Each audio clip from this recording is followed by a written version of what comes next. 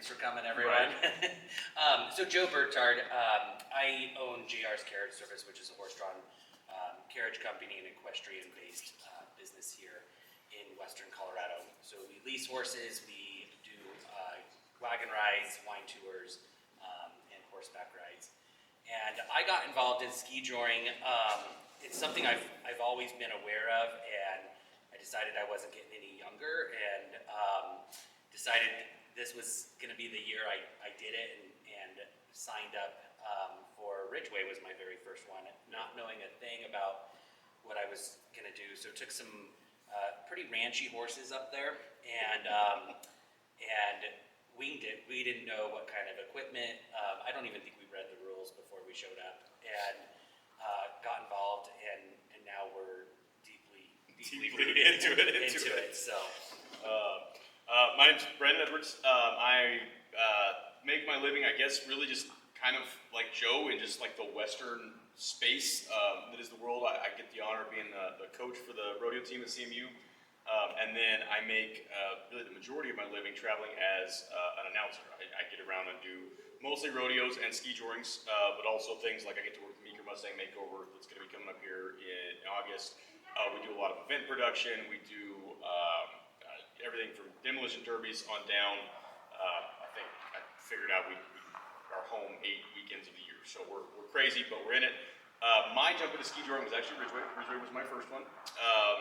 Was really just actually at a very young place in my announcing career, a little over I think 7 years back, and got the opportunity to come do it because a friend of mine had it and was going to cancel, and then man, I just absolutely jumped in with both feet because I had never had that much fun doing it. Skijoring is, right now, especially, just completely on the rise. Like it's just taking momentum and growing with it. And you're seeing some of the towns that have had these traditional races just blow up with the amount of spectators they're getting, the number of contestants they're getting. And then we've got new races that are popping up like crazy and really instantaneously taking lessons on how to treat contestants, how to get the right people in, how to make the conditions safe, and then also how to make it a production for the spectators, the fans, and honestly the sponsors that are then going to help fund the whole project as you go through. And it's just been actually really incredible to watch this like arc in the last 5 years of what a sport can do and what you see. Like I really compare it to, if anybody's a rodeo person, team roping in the late 80s, early 90s when you saw a handicapping system created and it became really accessible for people. We're kind of watching the same thing happen where people are finding that they can get into different divisions, they can be in a level that they're comfortable with, they don't have to be going up against the pros and feeling like they're just donating their money, they're really competitive, and also kind of finding the space for the horses they've got around, the people they've got around, and making good connections. So why don't you talk on the equipment, on the actually how the heck it works as far as hooking up a horse and what you need if someone is interested in it. Yeah, and so really when people ask me, they're like, I'll tell them that we do skijoring, or they want to come to an event and they ask, what is skijoring? And I tell them it's two demographics that should not hang out. Yes. They get together for a weekend, skiers and cowboys, which really isn't true because skiing has always been this cowboy type grounded event. Yep. The steamboat downhill, the cowboy downhill, and then everything. So it's not a new concept for cowboys and skis, but it's a really fun demographic, a really fun crowd when they get together. But really, the horseback rider, the cowboy, pulls the skier down a course, a very strategic course that they put a lot of foresight and thought into, and they pull them as fast as they can possibly pull them within the capabilities of the skier and the horse. And so it's very strategic. The horse has to be lined up in different points. You can't be too far over here on the course because then you set your skier up to miss a gate. But as far as the equipment goes, you need a really good, strong, sturdy horse that can run. These horses are athletes. It's not like these competitors are just pulling horses off the pasture. There's a lot of training that goes into this, a lot of animal welfare that goes into this. So a lot of safety equipment for the horses so that they don't injure themselves. Then the rig in itself is really just a carabiner that's tied to the saddle at key points in the saddle so that you're not pulling inappropriately or unsafely on the saddle to harm the horse. Each event has different rules, so it's important that you read through all the rules. But the carabiner and the rope can't be past the skirt of the saddle beyond 3 inches. And so if it is, then it gives that skier an advantage to make some gates, and so they'll DQ you there. The rope, again, each event's a little bit differently. Most events provide the ropes that the skiers use, and there's different lengths. I believe the average is around 30 feet. Yeah, the 30 to 33. I think Ridgeway was 33. Yeah. I think if I remember right. Yeah, and so the rope is pretty key. The skiers wear gripped gloves, which is, I learned the hard way. I skied one time and one time only. If you don't wear that rubber grip gloves, that rope just burns right through the gloves.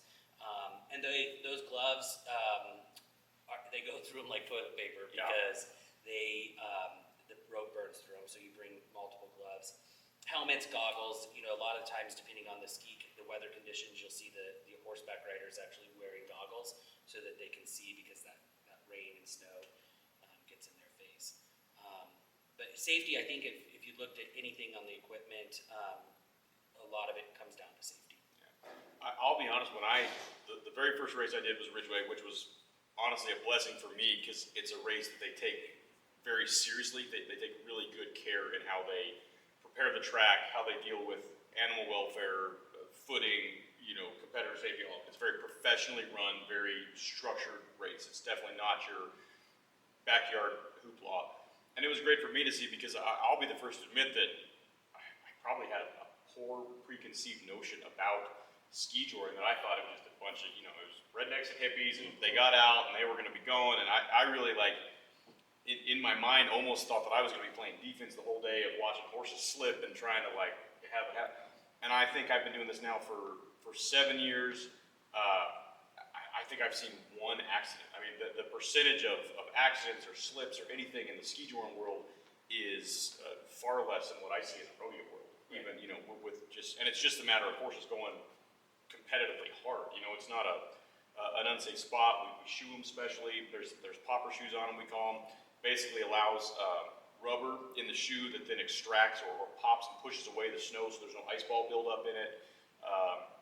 Again, that's one of the evolutions of the sport because I would say probably, 10 years ago you looked and talked to people that they either went horses barefoot, maybe left a little toe or something, or they went ice nails if they were going, full depending on it. It's really, really, I guess, impressive to watch some of these are doing and the horses and the footing and the speed that they're having but also just the development of, again, you're talking your carabiner. Well, now it sits off the back of the saddle. Even 10 years ago, you watched, there was a lot of guys that did it, just dallied off the saddleboard, the same. But now these courses have gotten to the point where they're so technical, they're adapting and developing. I mean, it's becoming, cool to watch. They're trying to find other ways to do it in a more efficient manner.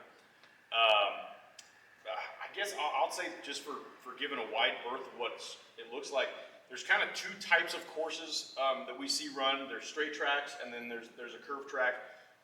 Straight tracks are definitely pretty much more, I would say, the traditional, if that's maybe where they first came from. When you look at the races of skijoring that came in, you've got things like Leadville, and even like the exhibitions that are now in Steamboat that were kind of coming in, that were really just, down a straight field or down a straight path, or like in Leadville's case, literally down Harrison Avenue, right down the middle of the street. They build the snow on the pavement and they go straight. So the horse actually stays in the middle of the track.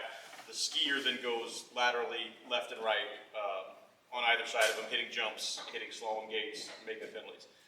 Then you have the curved tracks, which is kind of now become a lot of the bigger races. I think, again, because it's almost the evolution of the sport and is trickier.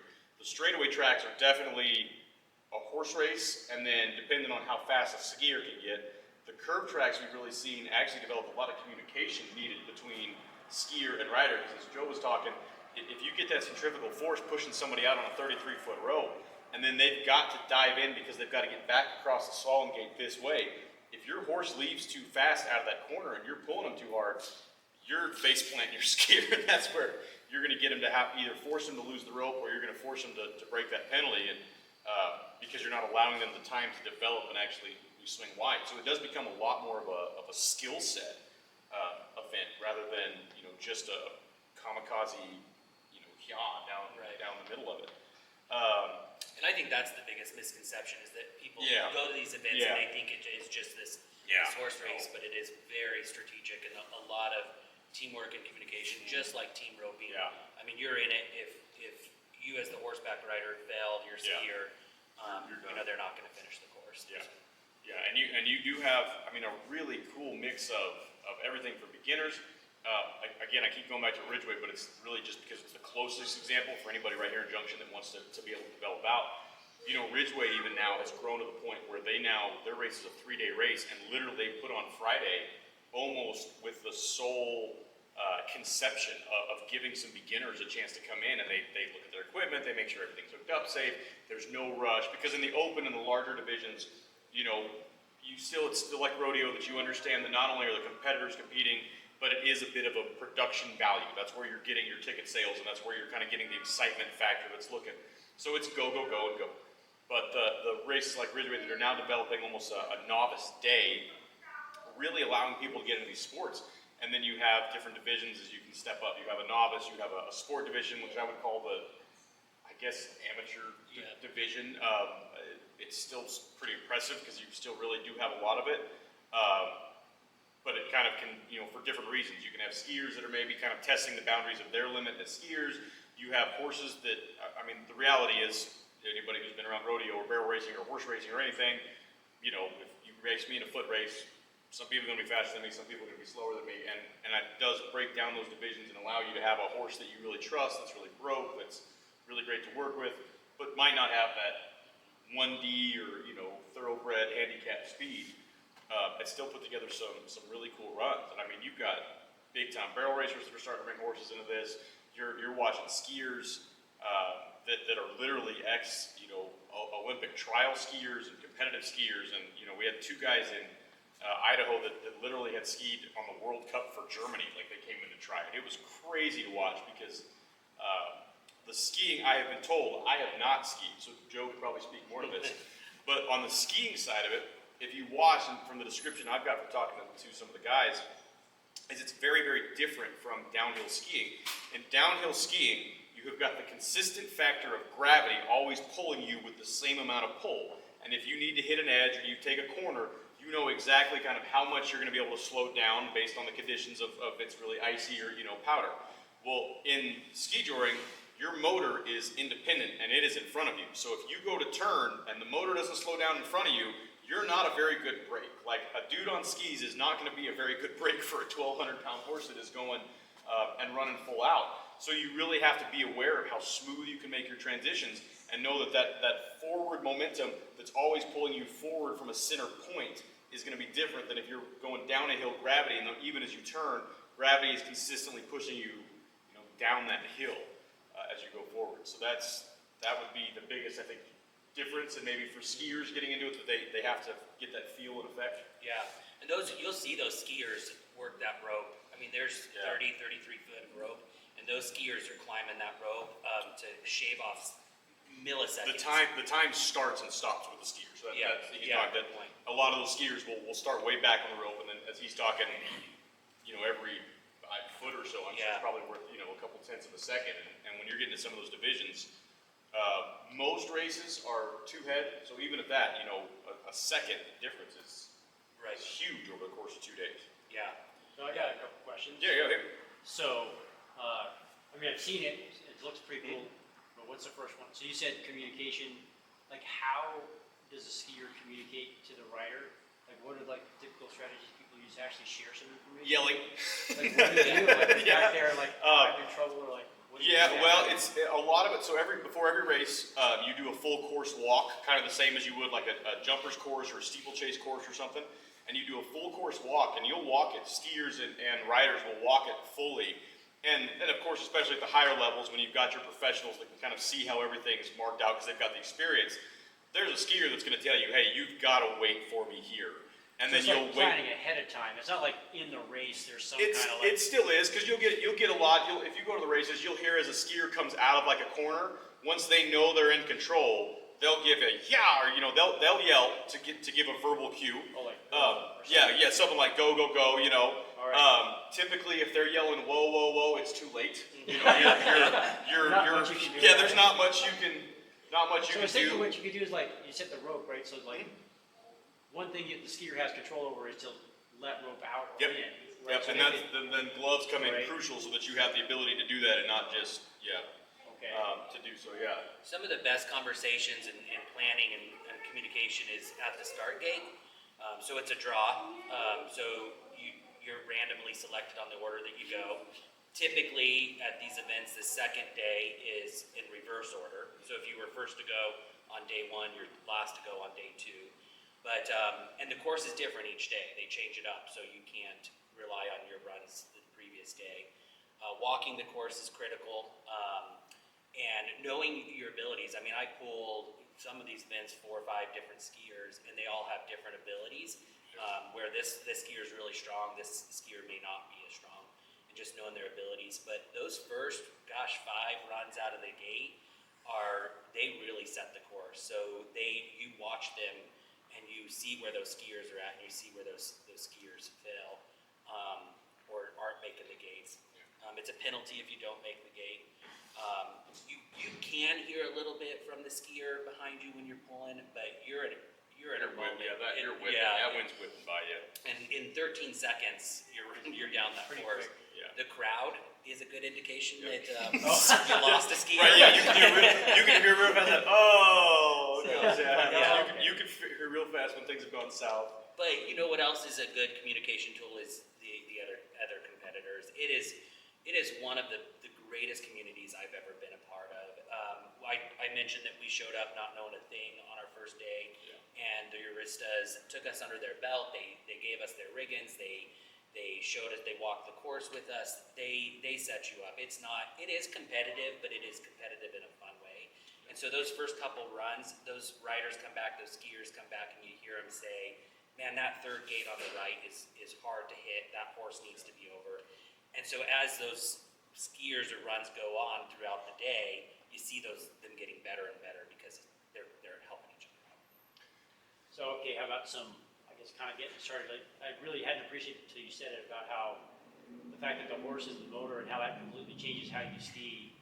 Right, because banking doesn't actually speed you up at that point, right? It's completely different than downhill skiing.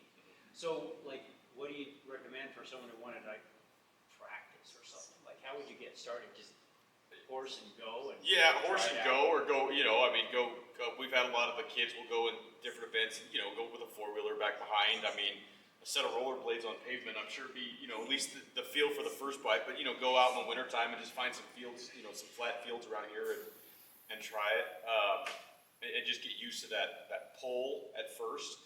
And then honestly, I kind of just jump in with both feet, because the nice part about the way the Skijoring races are set up is with them having a lot of these like novice races that they do, they're specifically set up for people that it's their first and second time.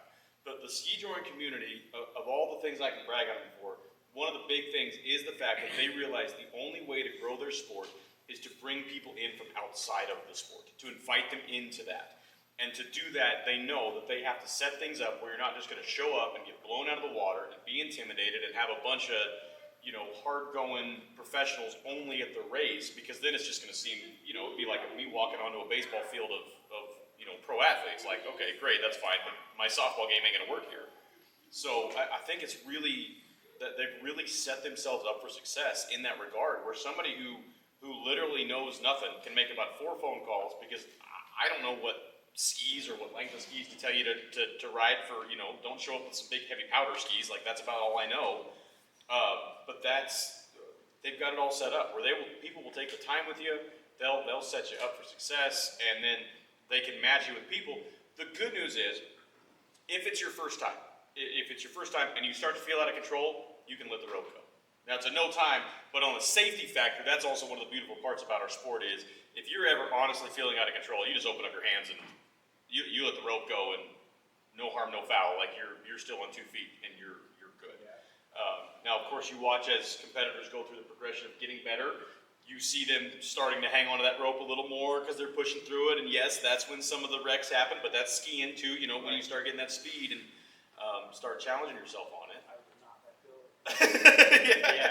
Yeah. And every event we go to is so youth oriented. Yeah. I mean, they have scholarships for kids, whether it's you know, the kids get the scholarship, they can apply it towards an equestrian type event or a skiing type lessons. But they have a whole division just for youth, and those kids are good. I mean, Looks like every freaking sport in the world from baseball on. You see these kids that get started early and they just pick it up because it becomes natural to them. They don't know that they're not supposed to be able to do what they're doing. Yeah, so every event is family oriented, kid oriented. So. And then, like, it does seem like it's a lot of work to set up a track like that, so. Tons. So generally, do you know, or do you practice away from that setup? They most people, so I mean, that's kind of honestly, I hate to say it, but that's why I say jump in, because other than unless you've got some acreage and the ability to build that much snow, and especially down here in the valley where it stays as warm as it does in the wintertime, it's just not happening. Like you're just not going to be able to. You might be able to figure out some stuff with some motocross jumps or something that you can, you know, slap some oil on, but it's not going to be anything near the same. The Ridgeway race is, a lot of these races are unique because, of course, you're trying to put these races on in the perfect location that is a climate that has enough snow that you're going to need, because you've got to have a race course that's somewhere between like 750, 800 to maybe 1,100 feet long is what you're going to do. That course has got to be 16 foot wide, I'm guessing, in some places if not more, plus your jumps.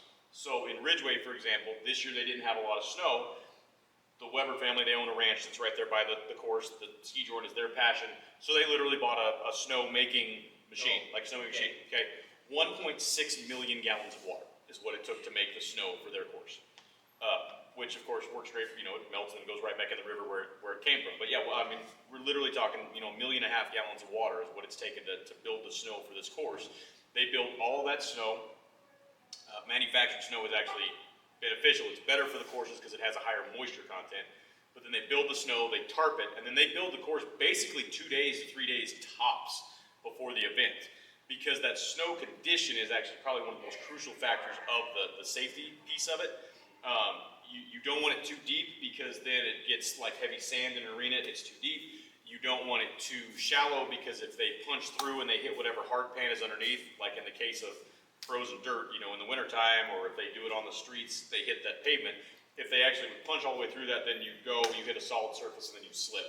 And so then it becomes a safety factor on that. So they really pay, just minute detail down to how that snow condition is, how the moisture is. They've got it down to a science of if it's going to get this cold at night, we know it's going to freeze this solid. If we need it to do a little bit different, they'll add either nitrogen or they'll add salt to it like you would on the roads, because then it changes the freezing temperature of the water and it would condense it down.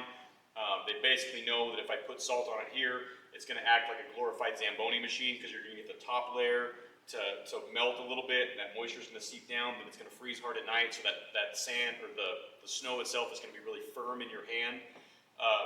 And I tell everybody, if you're worried about the way the conditions are, if you go out there about 11 o'clock in the heart of the races, and you go grab a handful of that snow that's on that track, I mean, it feels in compaction and weight and density really exactly how you want your perfect arena dirt to feel when you're a competitive rodeo athlete and a barrel racer, because it's got enough weight to it and it sticks enough that they can, when they put a foot down and they're having that weight to drive against it, that it's not moving, it's not just really light. It's not slick, it's actually got a bottom to it. So you'll see all kinds of tricks from they put insulation blankets over the top of it, over the horse track. They'll run groomers over it if they think it gets too deep. They do a lot of work on those tracks to keep them where you can go at a high rate. So, sorry, back to the original point of the tangent, but it's very, very hard to find the conditions. Now there are some races, Saratoga does on here? Depending on how much snow they get. There are some races that instead of having the horses run on snow, they will actually build the skier course off to the side and then build a lane of dirt. that they will go. So like Saratoga, they dirt, throw some wood chips in, a little mulch or something, and then they make sure they'll actually have somebody stay up at night, maybe 3 or 4 times during the night, and run a groomer over that dirt so they don't take any chance of it freezing, because you'd actually want the dirt the opposite to not freeze. And they'll have the horses run on dirt if they don't feel they have enough snow and the right condition of snow to have the horses run safely.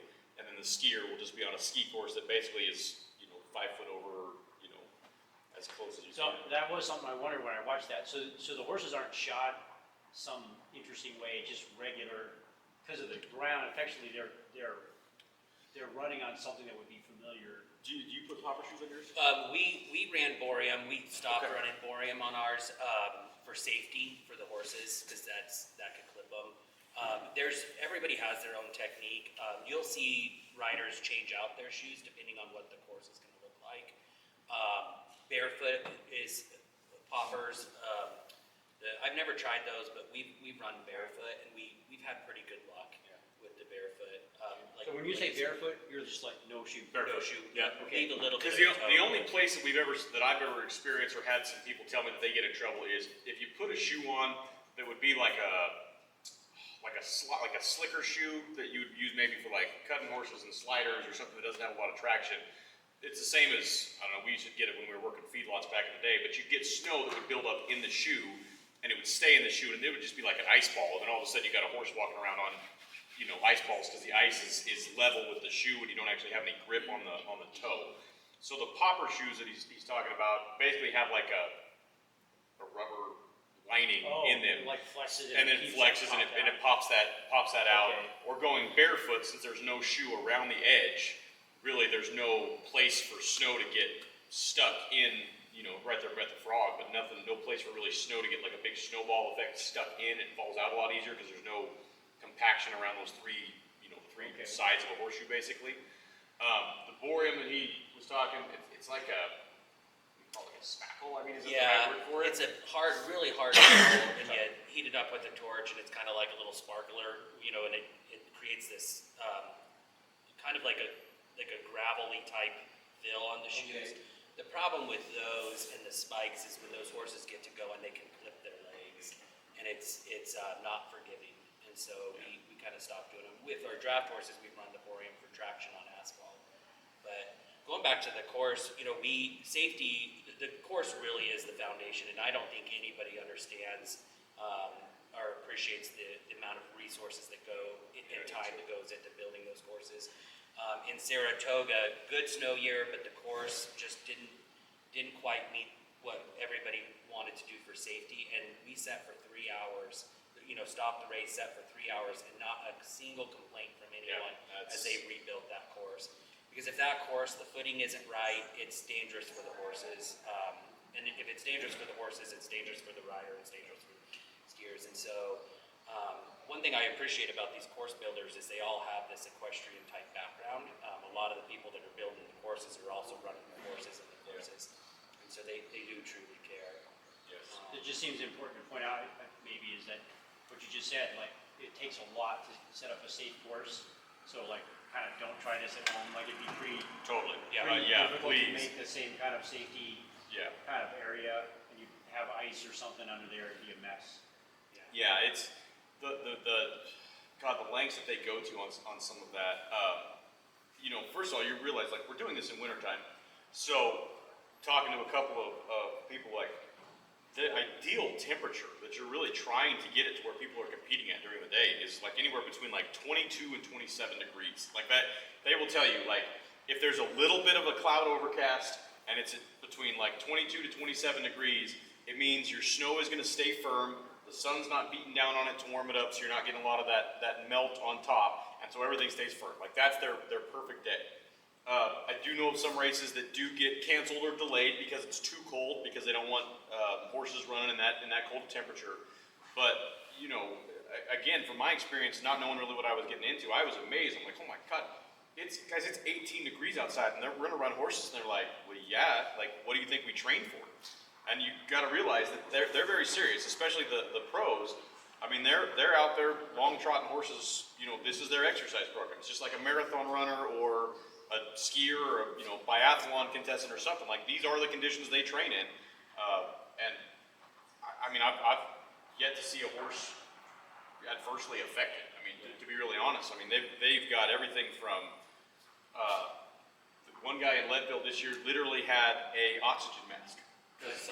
He had a horse that he was from a little bit of a lower elevation, and that horse ran, and then, I mean, he had an oxygen mask like the horse was an offensive lineman for the Denver Broncos, that when he was done, he went and put that horse on oxygen, and I mean, that horse just he was being an athlete, and they gave him a little oxygen, and no tricks, I mean, I just call it, like, no drugs, no crazy stuff. Like, this is not a crowd of people that I have ever seen them go to those lengths of.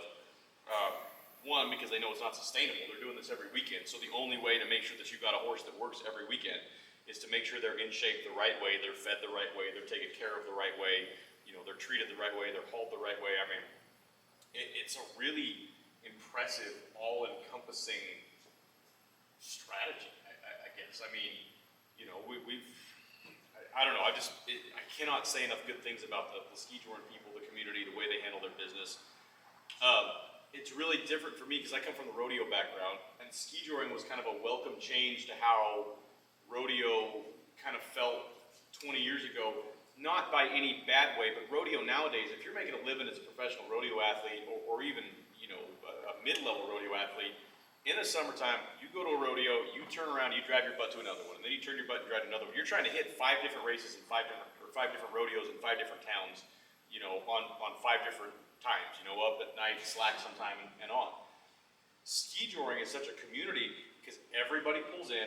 You're there from usually, Friday they've got a contestant meet and greet where they will literally take the time to introduce you to your partners that you've drawn, or connect new people into the sport that maybe didn't show up with partners. They'll have a full contestant meeting where they really explain the rules and any of the nuances of the individual race. And then you're there for 2 days, and on Saturday you finish your race, you go someplace and have a Calcutta where they auction off times for the next day, and then everybody gives out awards, and it's honestly one of the most fun parts because it is hooping and hollering, and I mean, they give out everything from, hey, you sandbagger, we're going to make fun of you for, you should have entered that horse 1 division up because he smoked everybody, and congratulations. And I mean, some kid gets their first buckle, and I mean, the place goes wild like it's a full stadium. It's just a blast to be around. I've never been around a group of people that are more genuinely happy to see people within their sport succeed and the sport succeed in general. And I think that's a lot of what's created this whole era of success. I agree, and I think was the very first thing I noticed about it the moment I pulled into the parking lot, and it's true to this day. And I think the sport itself is fun, but the community is what makes it. Yeah. And there's this time period from in the summer where we're not competing, but we're coming up with excuses still to hang out. We're going to. One of the girls I met, she's a barrel racer, and I showed up to one of her barrel racing events just to support her. We horseback ride together, any excuse we can do to get together and hang out. I mean, we've had events where competitors from Montana drive down to Grand Junction just to hang out with us. So, maybe I don't know how much more time we have, but community. When these events go into these communities, often it's small town communities, Leadville, Craig, Meeker, Saratoga, Wyoming. I was reading where in Leadville, 3-day event, it is the oldest Skijoring. They technically think the Steamboat one is older. Leadville is oldest continuous, I think is how they're working, because this year was 76 years. Yeah, so huge economic draw. I mean, as a competitor, when you're running down the streets of Leadville and those crowds are, as deep as the 30 feet deep, and people are on the roofs, I mean, it's a rush, and they're hooping and hollering. It's a cool feeling. But the economic impact, I read where Leadville in 3 days, $1.2 million economic impact. I'm even going to say, to me, that sounds almost low, just being in that crowd.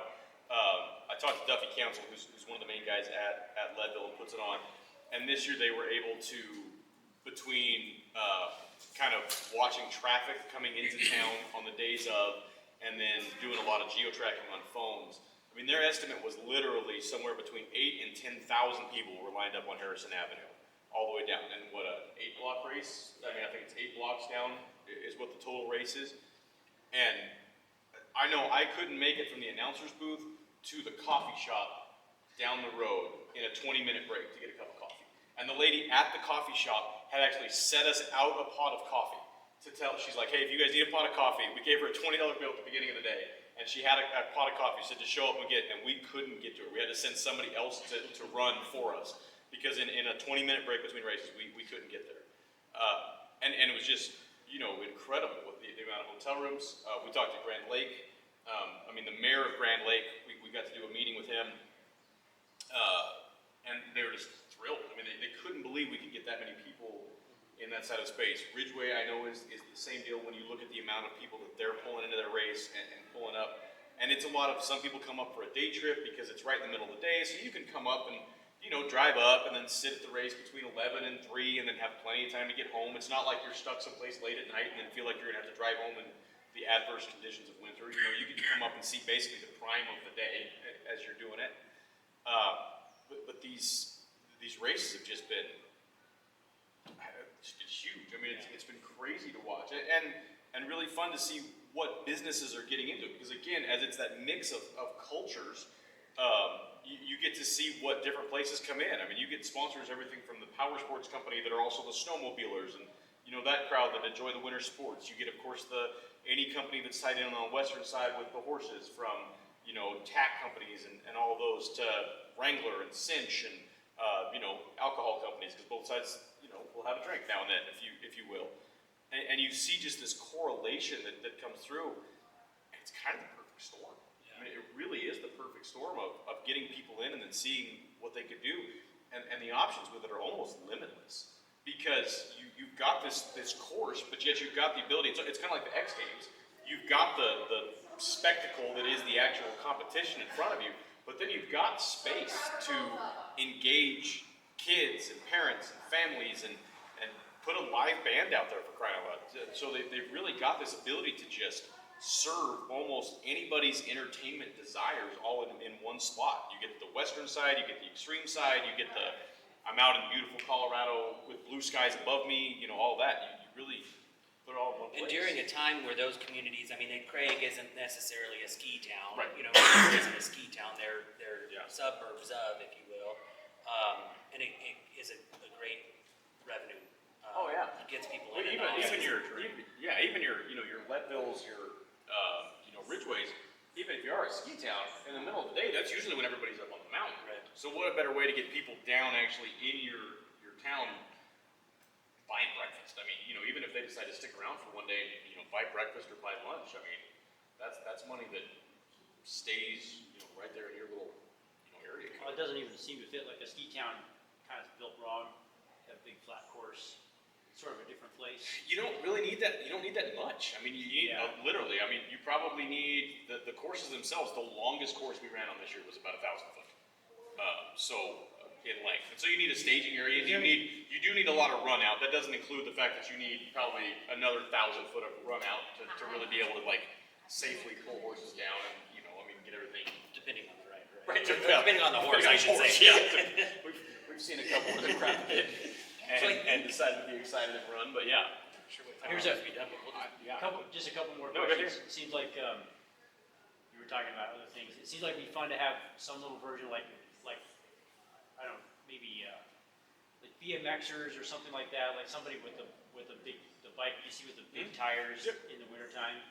I wonder if there'd be a version of that where people could play on a bike on roughly the same track, like you. Oh, I'm sure. A ton of effort Yeah. was put into making the track, right? So can you? I don't see take why you advantage of couldn't. that. Yeah. And then kind of a kid version where you put a goat or something.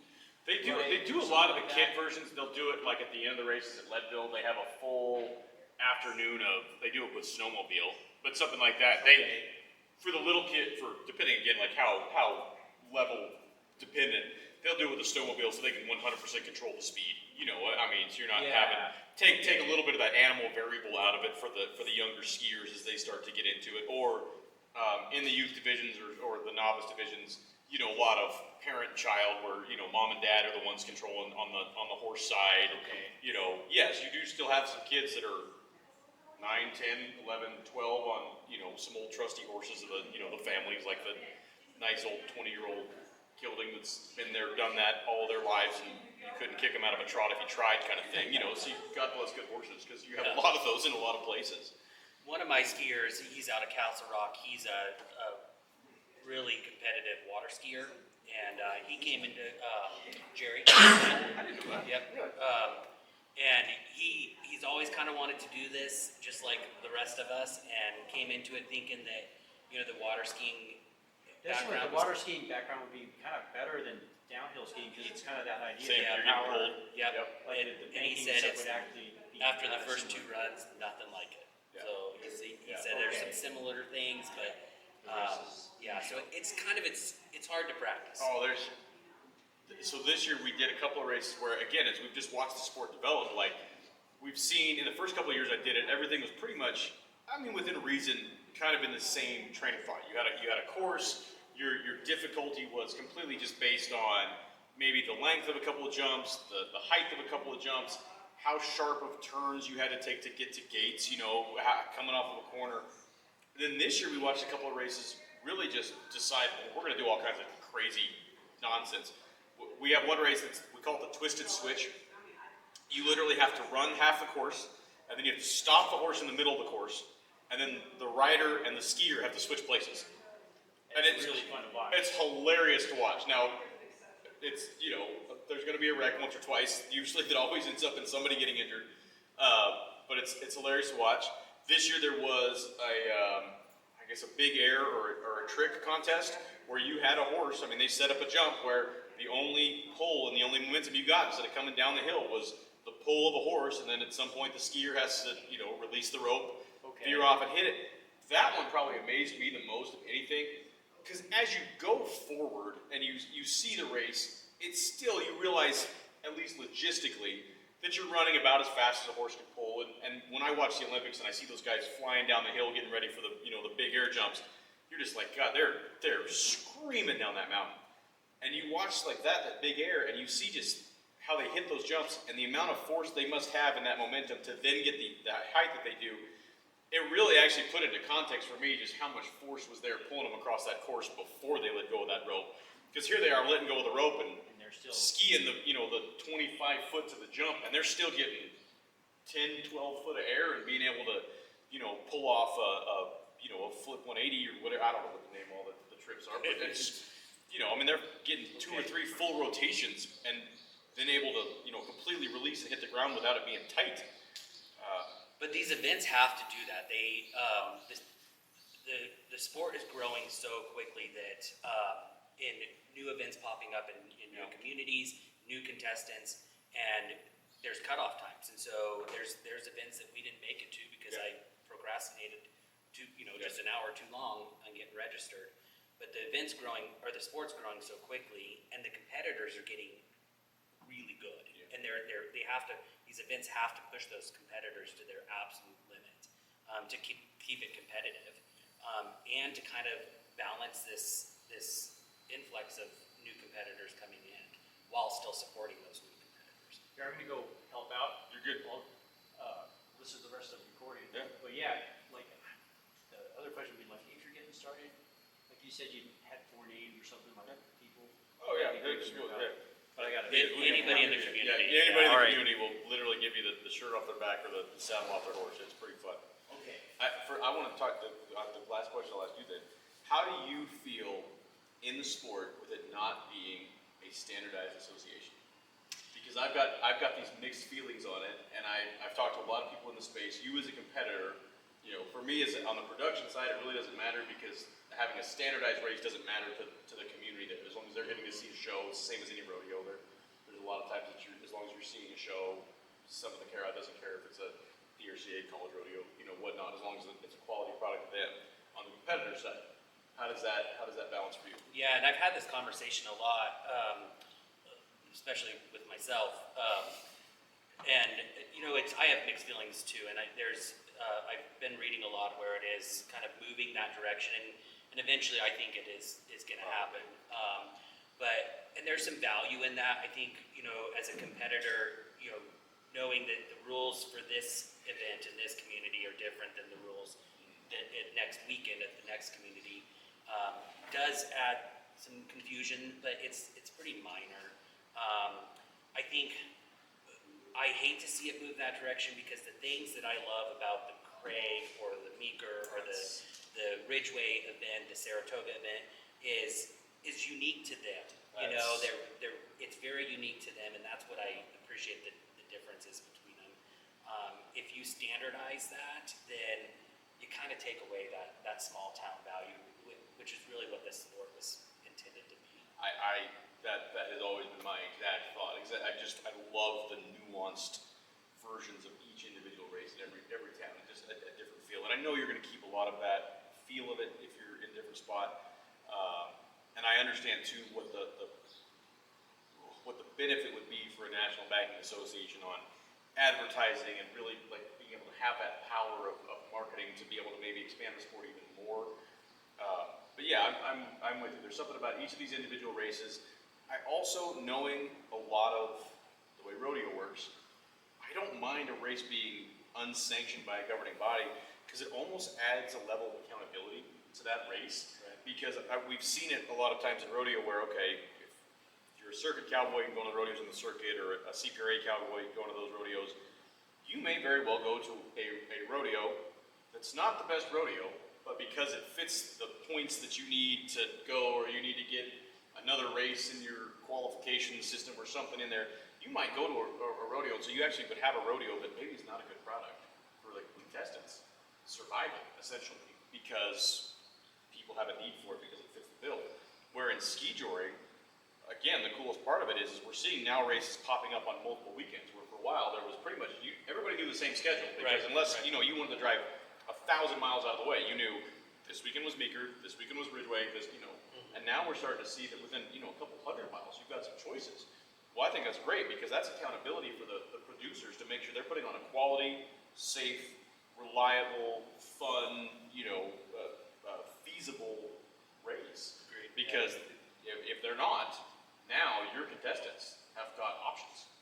And it's going to be very apparent very quickly if their race isn't, meeting the standards or a little subpar, because now these contestants are going to go to the places where they either, feel welcome, feel appreciated, and feel like the safety concerns are validated and the courses are fair and the judging's right. There's that natural way to.